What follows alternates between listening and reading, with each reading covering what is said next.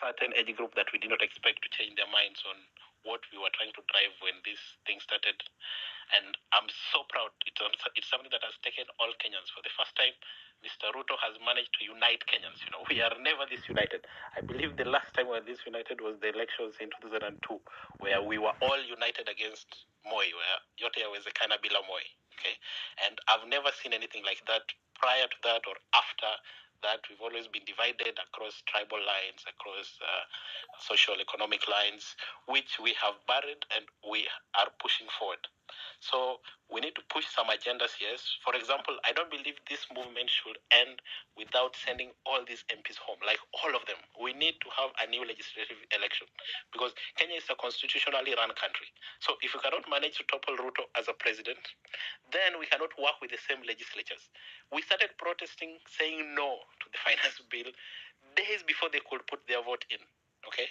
If they were listening to us who sent them there, they should have dropped it, said, okay, guys, we have listened.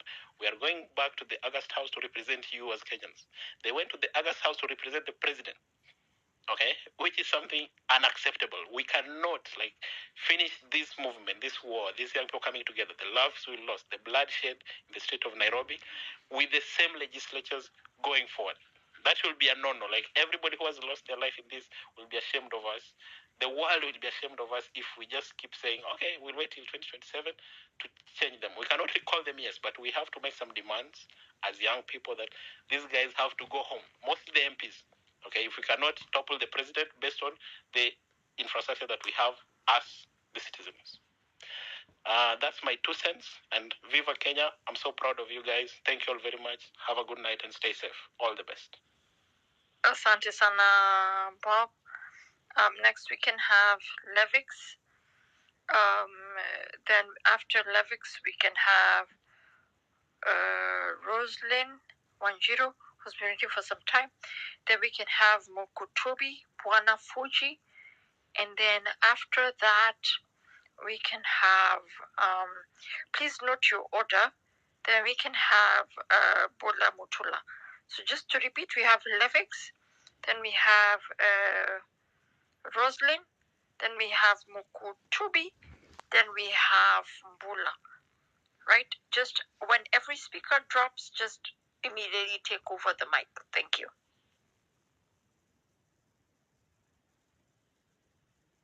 Yeah, Jelani, sorry, I already spoke, but I could just maybe highlight a few other things.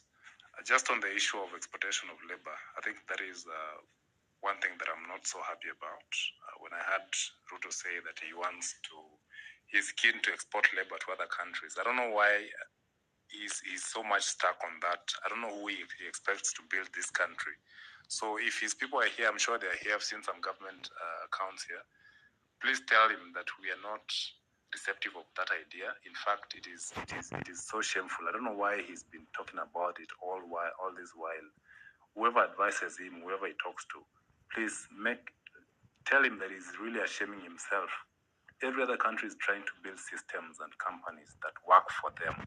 They are trying to create systems and organizations that can develop, technological solutions, industries, processing plants, so on and so forth, to create jobs for their people. So it is a big shame that the head of a state, of a country in the caliber of Kenya, always advocating for, sending its citizenry out of the country to go and offer their services away. You struggle to study here in the country with all the hardship, with all the, the lack of jobs. The parents are really suffering to educate their kids. No money, no nothing. And then after that, you're sent away. So when are we going to build our nation? When are we going to build our systems and our nations to create opportunities for our people? Why are we relying on others? They have created these opportunities. Why are we not able to create the opportunities like they have? So these are things that Ruto and his people must listen to. And if they just have to, there's really no option to it. Yeah, thank you very much.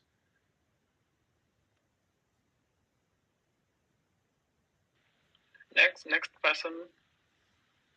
All right. Thank you so much for the opportunity to speak. I'll make my remarks brief as both an encouragement and a call to action at the same time. The first is that may we mourn with those who are grieving through this time. those who have lost loved ones, those who are injured, and also for our own collective grief, because unless we grieve, we will not have the mental clarity to proceed. Secondly, let's take advantage again of the internet as we've seen its power to prepare ourselves for the connected future of work. Where the education has been downplayed, then let's use it as a point of strength going forward. And my remarks may seem out of course, but this is an encouragement to take free courses where we can, scholarships online or paid programs. And this is to expose ourselves to the skills that the rest of the world is demanding, because we can make an impact as global citizens right here from home. I believe, even as the previous speakers have mentioned, that we have what it takes to build Kenya and make it as amazing as possible, both for ourselves and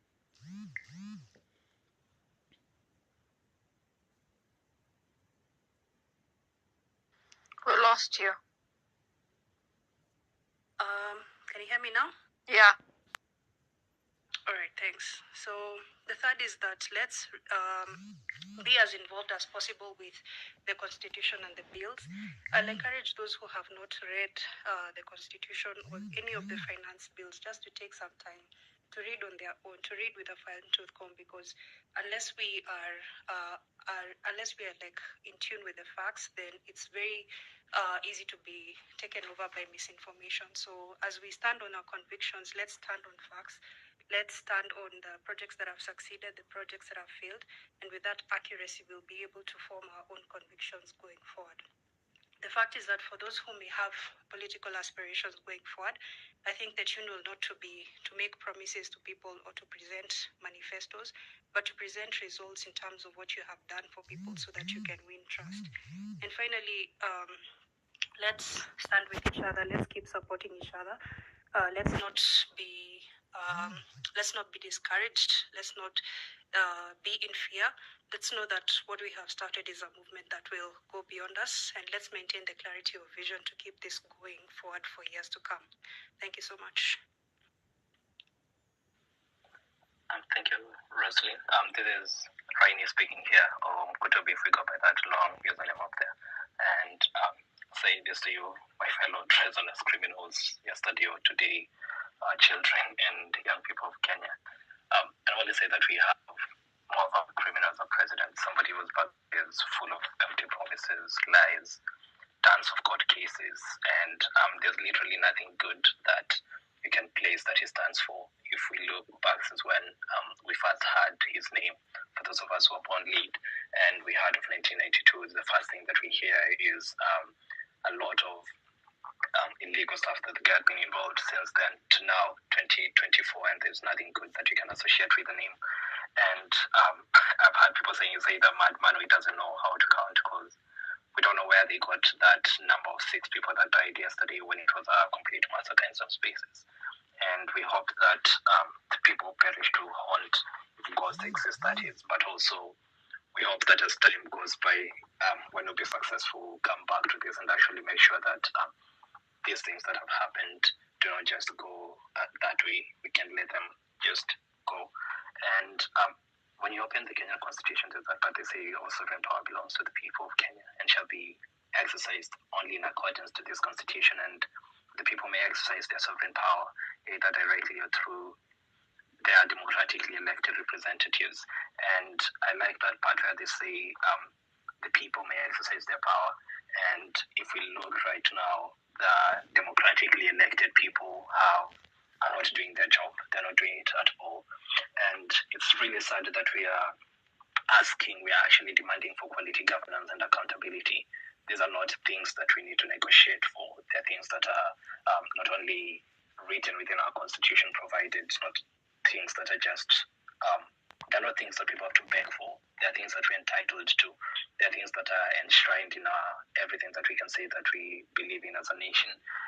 And it's just sad that we are asking for this, and we can look at either the mistakes that we've done collectively for those who have voted before, for those who have supported certain people before.